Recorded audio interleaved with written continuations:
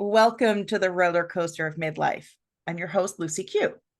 Now, today we're joined by a woman whose journey epitomizes the very essence of transformation and tenacity in midlife. I want you to imagine this. You decide, out of the blue, to run a marathon for the very first time. It's not just any marathon, but the iconic New York City Marathon. And you're 57. Alison Jacobson is the real deal. A motivational coach, speaker, best-selling author, and the driving force behind the Midlife Mavericks podcast. Her profound insights and words in Daily Inspirations for Midlife Women have uplifted countless souls towards peace, joy, and abundance.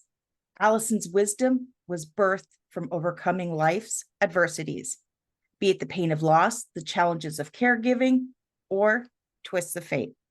And today she's here to share her invaluable life lessons from that bold marathon run, introduce us to her 4 C's for successfully achieving your goals, and open our eyes to the transformative power of vulnerability. Welcome, Alison. Hi, Lucy. Thanks for having me. Oh, it's my pleasure. Okay, so I'm just going to call it out here. Marathon 57. I mean, there are some days my knees scream walking down the stairs.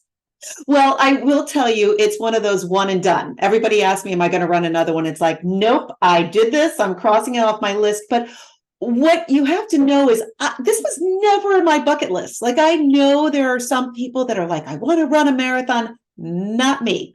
But as you said, I've experienced a lot of loss in my life. And one of them is the death of my first son at 3 months old to sudden infant death syndrome.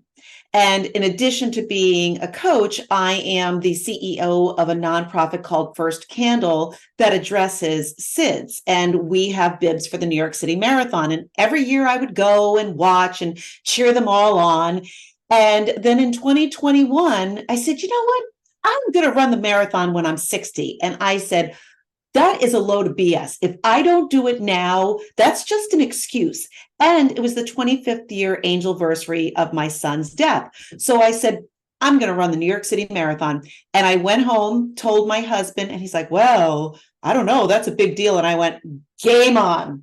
So I literally, as you said, I had never run before. I couldn't run a mile. Oh, so you weren't even a runner, a jogger.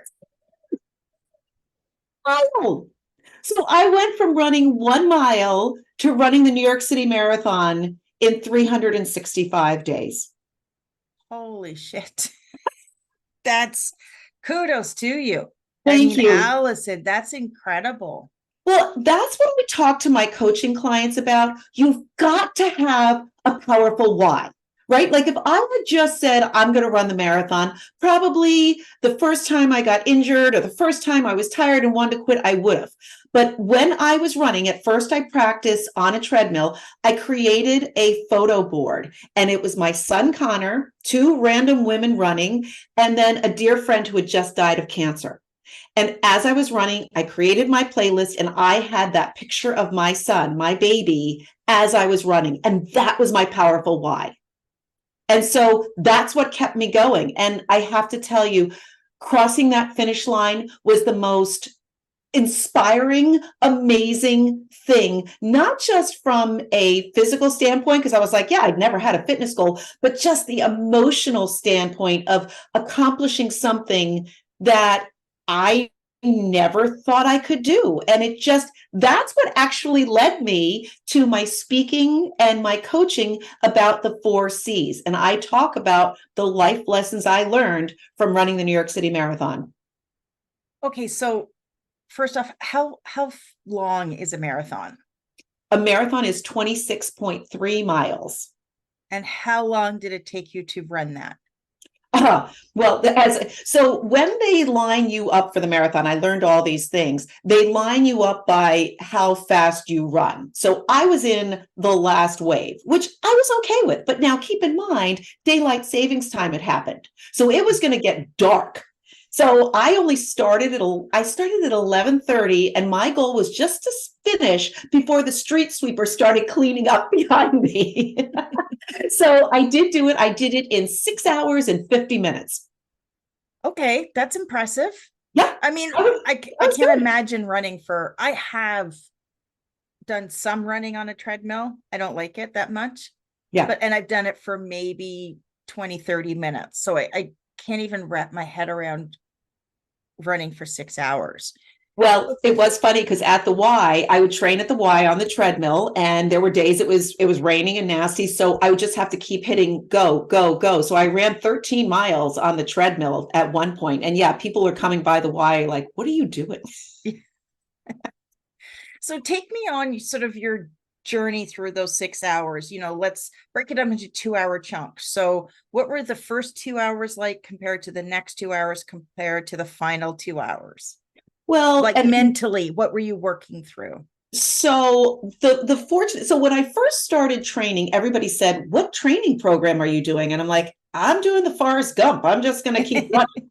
And then I learned about this great Thomas Marathon guide, and that's one of the 4 C's I talk about is just having the courage to allow yourself to be taught, because I didn't know anything about running. So I learned that you don't always run at the same pace.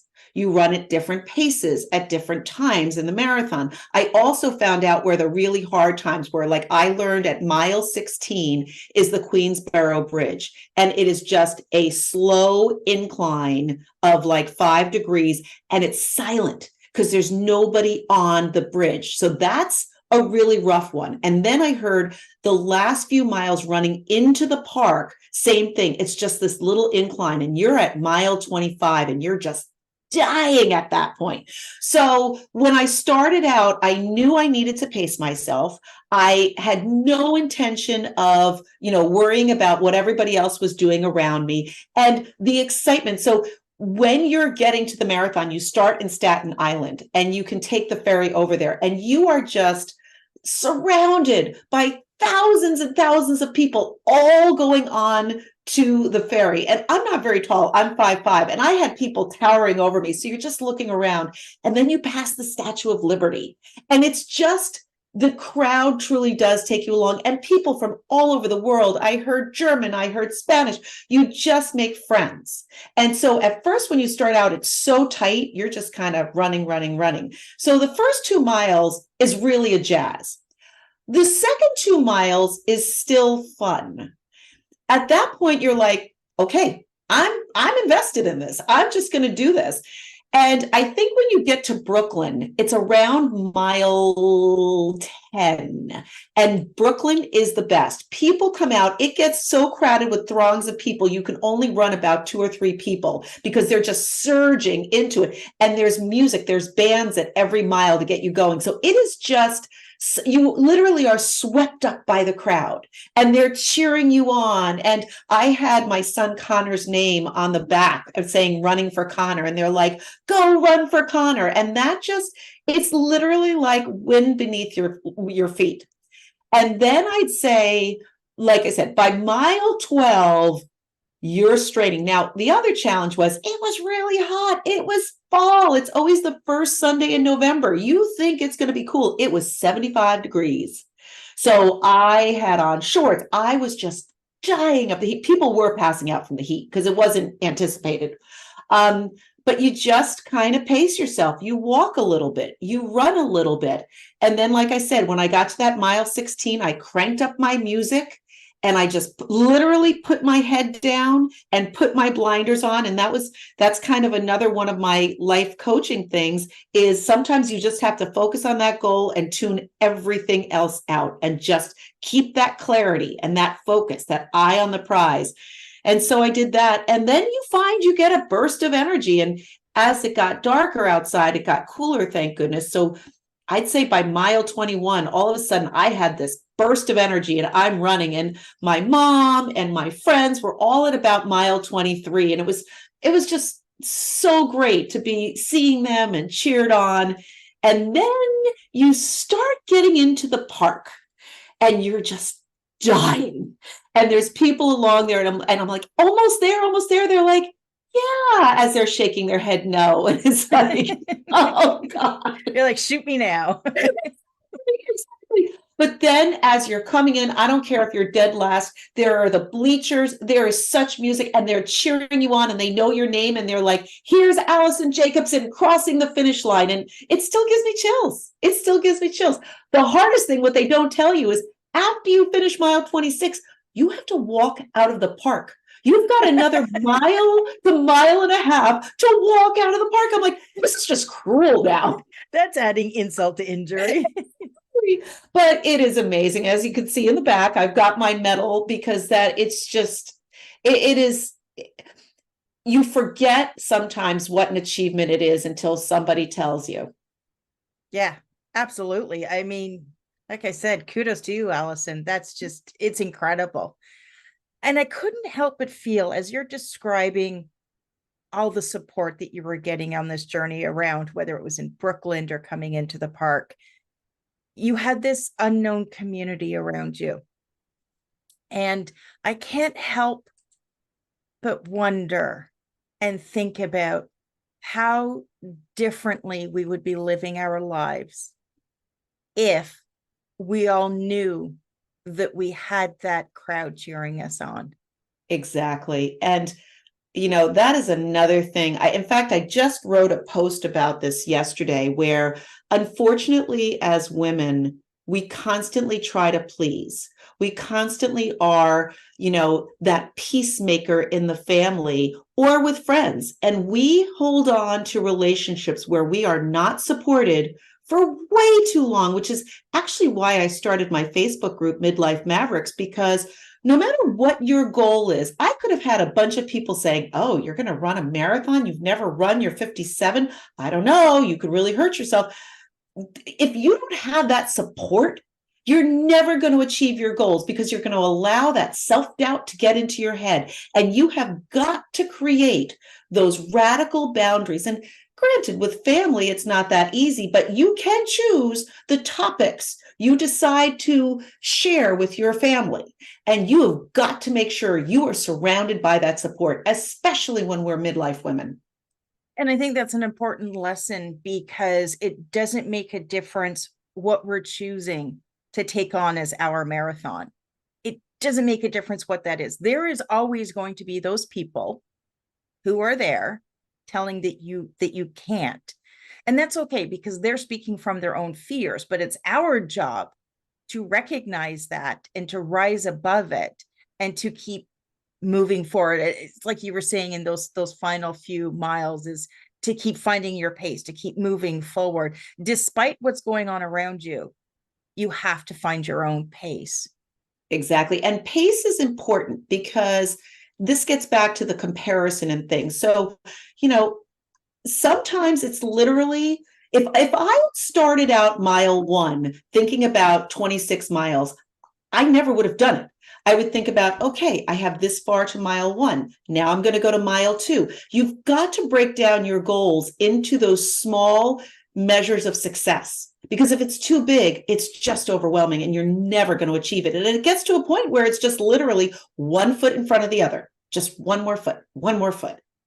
But you also can't imagine, you can't think about those future miles, because you don't know who you're going to be in those miles.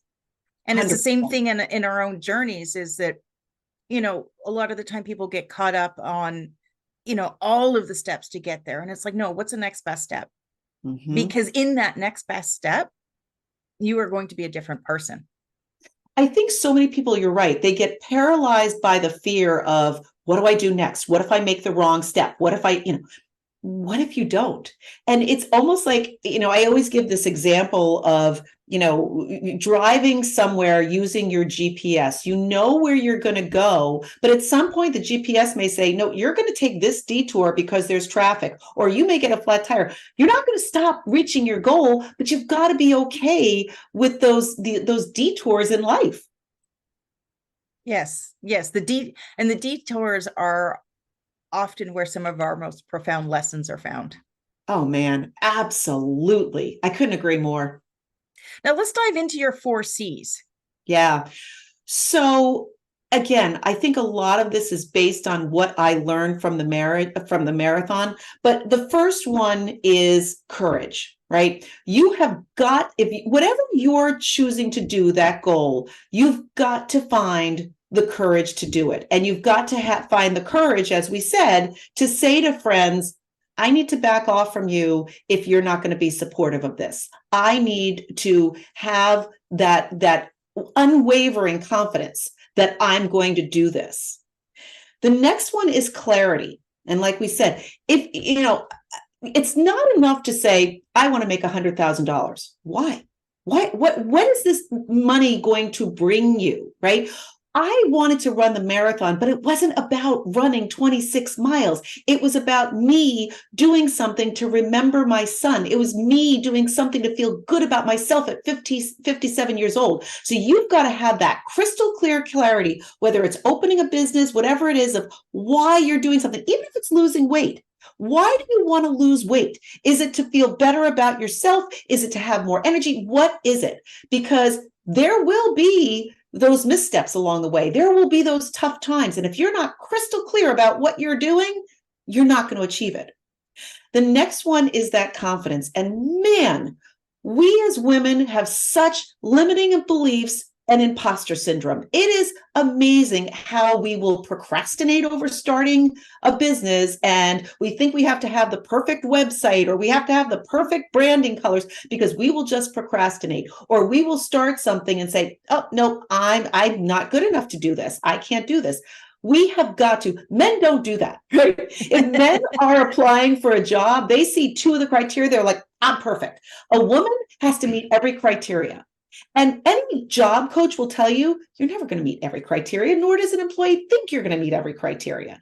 You've got to have that confidence in yourself. And I talk a lot in my coaching about how to find that confidence, to break down. In fact, I have a course right now, 7 days to unshakable self-confidence, because that is the key to everything. I don't care. You could be book smart. You could have all the intelligence, but if you are not presenting yourself as confident, you're not going to get that job. You're not going to get that client. You're not going to get that sale. So confidence is so important. And then finally, it's consistency. And man, was that true for me for the marathon. I had to, whatever the day was, I had to go out and run. There were days I didn't want to get out of bed. I just had to get out and run. It's that consistency of whatever you're doing. Again, you may have a backslide. Get back the next day and start it again and again and again and again. Those people who fail at business because they hit one, break in the road and they're like, this isn't right. We would never tell one of our kids, if they got a failing test grade, drop the class. We would tell them, just keep trying. But we are notorious for failing once and saying, I'm not good enough. Yeah, or I suck at this. I'm not. Yeah. Yeah. So we have got to stay consistent and just keep at it. And I think, the underlying anchor through all of this, and, especially I'm speaking from my experience here, it's rooted in knowing your why. Because once you understand that, and I have a unique journaling practice. It was created around affirmations that are tied to my why. And those, I call them why formations. And those are my anchor in everything that I do. When you're talking about finding courage, finding clarity, finding confidence, and being consistent, it's why am I doing that? Why do I do this podcast?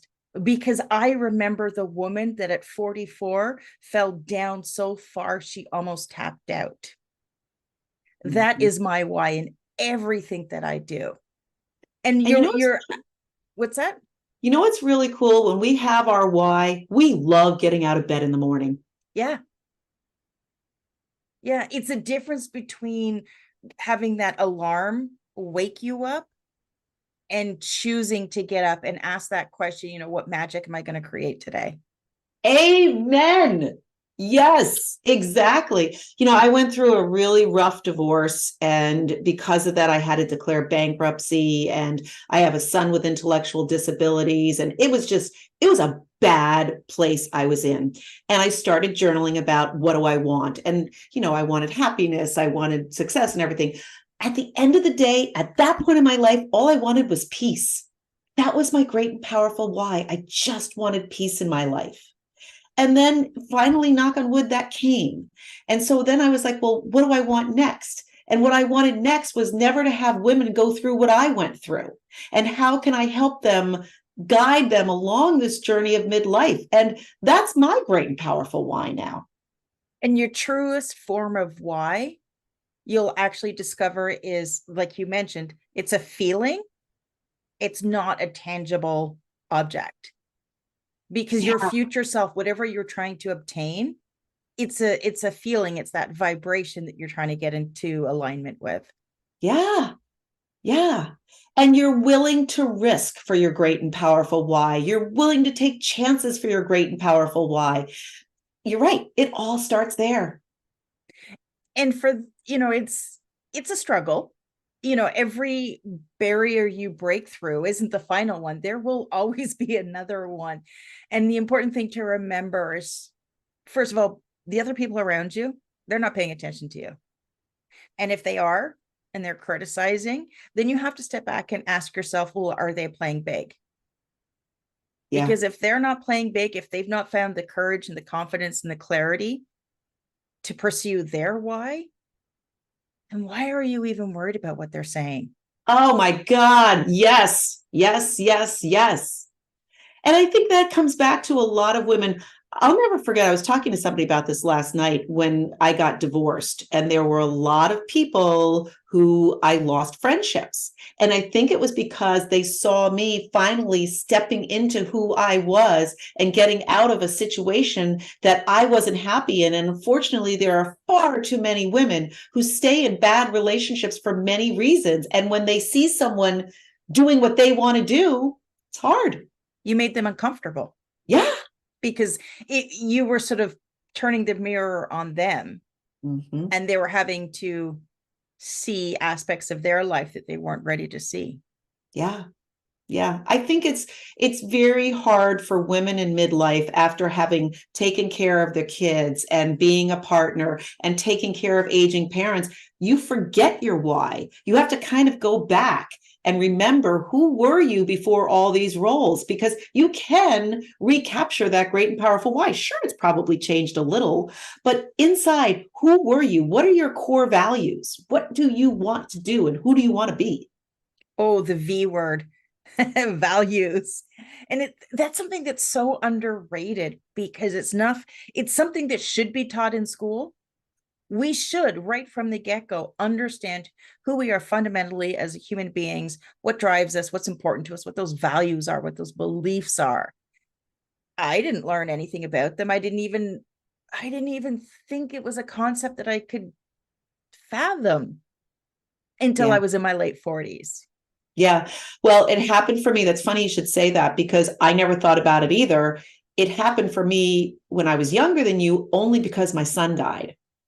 Yeah. And after he died, it fundamentally changed who I was. And that's when I became empathetic. I looked around and said, everybody has a story. You never know it by looking at them. You have a story I don't know.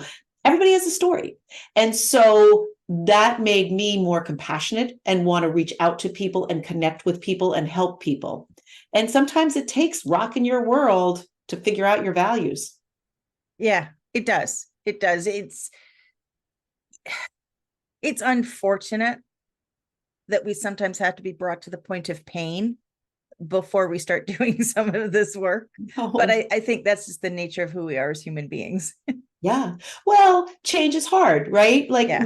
so many people would rather stay in comfortable morose than take the courage to change, because change is scary, but man, it's better on the other side. Oh, yeah. Once you get to the other side, total game changer, total game changer. Yeah. Alison, can you tell us a little bit more about your book? And you also have a little gift for our listeners too, don't you?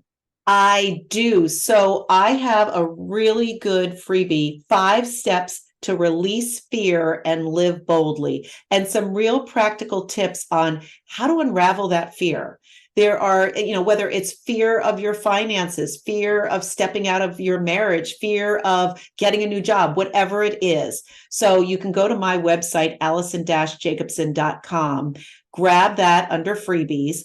And then I also have a book, which you referenced, Daily Inspiration for Midlife Women, a guide to peace, joy, confidence, and abundance. It's available on Amazon, both paperback and Kindle. And it is quotes from me. I would say 85% are quotes from me. The rest are from other people. But as we were saying, you need that motivation and support every day. And this is a book you can just keep by your bedside and just get that dose of inspiration every morning and every evening to keep you going. Beautiful. I will make sure that I have both the links to your gift and your book in the show notes, as well as how people can connect with you further. Now, as we wrap up, Alison, do you have any final words of wisdom to share? I do. Find that goal. Don't allow anyone, partner, kids, anyone, to deviate you from achieving your goal, and take one step at a time. You'll get there. Beautiful. Now, my goal for the roller coaster of midlife is to empower women like you to thrive in this amazing chapter of our lives. So go on, embrace the adventure, and start rocking midlife like the badass that you know that you are.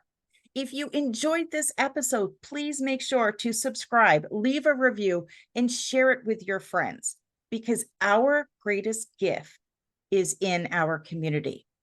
Don't forget to visit my website at therollercoasterpodcast.com and click on Start Here.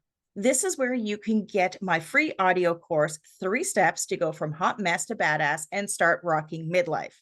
I'd like to thank you, my listeners, for choosing to join us. And Alison, thank you so much for sharing your wisdom. It was great. Thank you for all you're doing. And until next time, keep riding the roller coaster and embracing the adventure of midlife. Ride. Roller coaster.